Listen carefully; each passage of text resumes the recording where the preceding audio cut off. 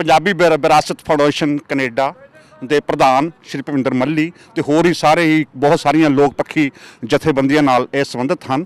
ਇਹ ਅੱਜ ਜੋ ਅਮਰੀਕਨ ਸਾਮਰਾਜ ਦੀ ਸ਼ਹਿ ਤੇ ਇਜ਼ਰਾਈਲ ਜੋ ਧੱਕੇਸ਼ਾਹੀ ਕਰ ਰਿਹਾ ਹੈ ਫਲਸਤੀਨ ਉੱਪਰ, ਉਹ ਜੋ ਰੈਲੀ ਹੋਈ ਹਨ, ਇਹ ਵੀ ਵਿਸ਼ੇਸ਼ ਤੌਰ ਤੇ ਕਮਿਊਨਿਸਟ ਪਾਰਟੀ ਔਰ ਮਾਰਕਸ ਲੈਨਿਸਟ ਵੱਲੋਂ ਵੀ ਇਹ ਸਾਡੇ ਨਾਲ ਇੱਥੇ ਰੈਲੀ ਸ਼ਾਮਲ ਹੋਏ ਹਨ।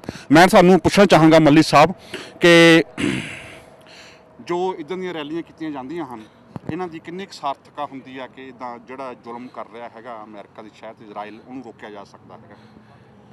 ਦੀਵਾਨਾ ਸਾਹਿਬ, ਇਹਨਾਂ ਰੈਲੀਆਂ ਦੀ ਬਹੁਤ ਸਾਰਥਕਤਾ ਹੈਗੀ ਆ।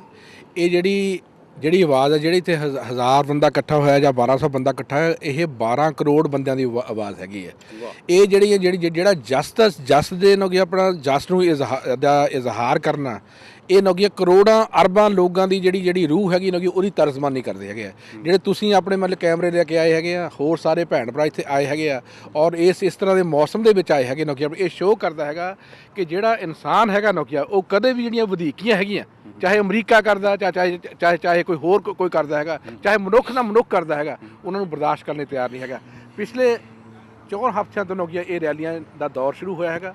ਪਿਛਲੇ ਹਫ਼ਤੇ ਨੋਗੀਆ ਆਪਣੇ ਮਤਲਬ ਇੱਕ ਠੰਡੀ ਨੋਗੀ ਆਪਣੇ ਮਤਲਬ ਸਵੇਰ ਨੂੰ ਜਦੋਂ ਕਿ ਨੋਗੀ ਸਨੋ ਪੈ ਰਹੀ ਸੀ, ਨੋਗੀ ਹਜ਼ਾਰਾਂ ਲੋਕਾਂ ਨੇ ਨੋਗੀ ਆਪਣੇ ਵੈਨਕੂਵਰ ਦੇ ਵਿੱਚ, ਉਦੋਂ ਪਹਿਲਾਂ ਦੀ ਜਿਹੜੀ ਸੈਟਰਡੇ ਸੀਗੇ ਉਦੋਂ ਵੀ ਇਹ ਜਿਹੜਾ ਸਿਲਸਿਲਾ ਹੈਗਾ ਇਹ ਹਰ ਸਨਿਚਰ ਵੱਧਦਾ ਹੈ। ਮੈਨੂੰ ਇਹ ਮਾਣ ਹੈਗਾ ਨੋਗੀ ਆਪਣੇ ਪੰਜਾਬੀਆਂ ਵੱਲੋਂ, ਇੱਕ ਕੈਨੇਡੀਅਨ ਲੋਕਾਂ ਵੱਲੋਂ, ਕਿ ਮੈਂ ਇਸ ਰੈਲੀ ਦੇ ਵਿੱਚ ਹਾਜ਼ਰ ਹੋਇਆ ਔਰ ਆਪਣੇ ਹਾਂਜੀ, ਤੁਸੀਂ ਬਹੁਤ ਹੀ ਇੱਕ ਵਧੀਆ ਢੰਗ ਨਾਲ ਸਾਨੂੰ ਦੱਸਿਆ ਕਿ ਰੈਲੀਆਂ ਦੀ ਕੀ ਇੰਪੋਰਟੈਂਸ ਆ।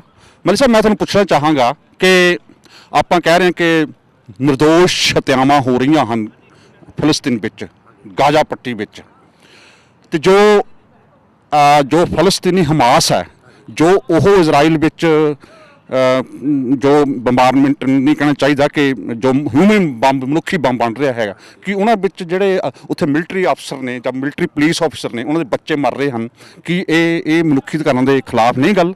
ਪਹਿਲੀ ਗੱਲ ਤਾਂ ਆਪਣੇ ਦੀਵਾਨਾ ਸਾਹਿਬ ਇਹ ਗੱਲ ਸਾਹਮਣੇ ਚਾਹੀਦੀ ਹੈਗੀ ਆ ਕਿ ਜਿਸ ਤਰ੍ਹਾਂ ਹਮਾਸ ਨੂੰ ਨੋਗੀਆ ਪ੍ਰੈਜ਼ੈਂਟ ਕੀਤਾ ਜਾ ਰਿਹਾ ਹੈਗਾ ਆਪਣੇ ਵਰਲਡ ਮੀਡੀਆ ਵੱਲੋਂ, ਵਰਲਡ ਦੇ ਆਪਣੇ ਕਿਉਂਕਿ ਮੀਡੀਆ ਦੇ ਉੱਤੇ ਸਾਮਰਾਜੀਆਂ ਦਾ, ਸਰਮਾਏਦਾਰਾਂ ਦਾ ਕਬਜ਼ਾ ਹੈਗਾ। ਉਹ ਕਿਸੇ ਵੀ ਮਨੁੱਖ ਨੂੰ, ਜਿੱਦਾਂ ਤੁਸੀਂ ਤਾਂ ਮੈਂ ਗੱਲ ਕਰਦੇ ਹੈਗੇ ਆ, ਇਹ ਮੀਡੀਆ ਤੁਹਾਨੂੰ ਤਾਂ ਮੈਨੂੰ ਜਿਸ ਤਰ੍ਹਾਂ ਮਰਜ਼ੀ ਪੇਸ਼ ਕਰ ਸਕਦਾ ਹੈਗਾ ਨਾ ਕਿ ਜਿਹੜਾ ਇਲੈਕਟ੍ਰੋਨਿਕ ਮੀਡੀਆ ਹੈਗਾ, ਇਹ ਕੋਈ ਜਿਹੜੀ ਪਹਿਲੀ ਗੱਲ ਇਸ ਗੱਲ ਸਾਹਮਣੇ ਚਾਹੀਦੀ ਹੈ, ਇਹ ਕੋਈ ਜੰਗ ਹਮਾਸ ਦੀ ਜੰਗ ਨਹੀਂ ਹੈਗੀ।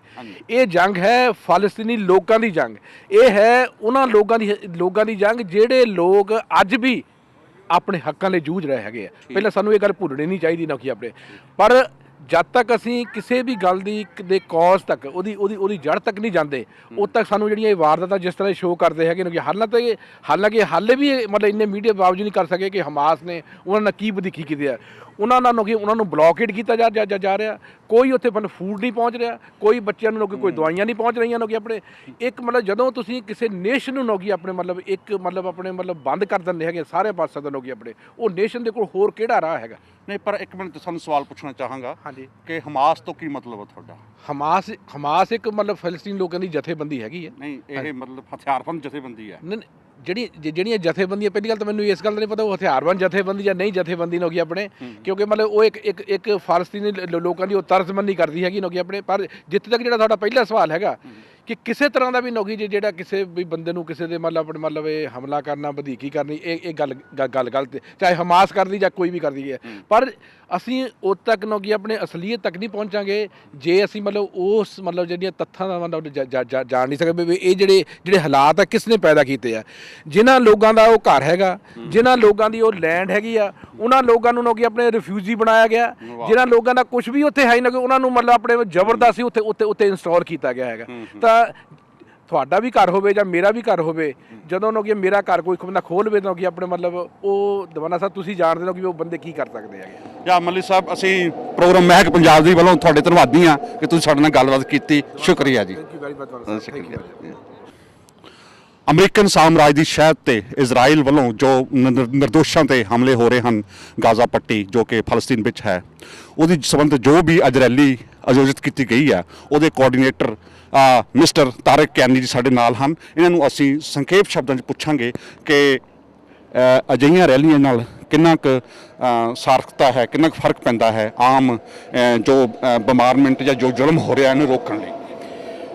फ़र्क तो ज़रूर पैंदा जी, क्योंकि जदों दुनिया बोलती है और दुनिया अपनी आवाज़ उठाती है जुल्म और अट्रॉसिटीज़ के खिलाफ, जिवें अज तुसीं देखिया हैगा कि साढ़े कोल 3 ਤੋਂ 4 हज़ार लोगों ने मिल के एक सिटी ऑफ सरी दी आई बिलीव सब तो बड़ी rally protest against brutality Israeli aggression के खिलाफ कड्ढी है।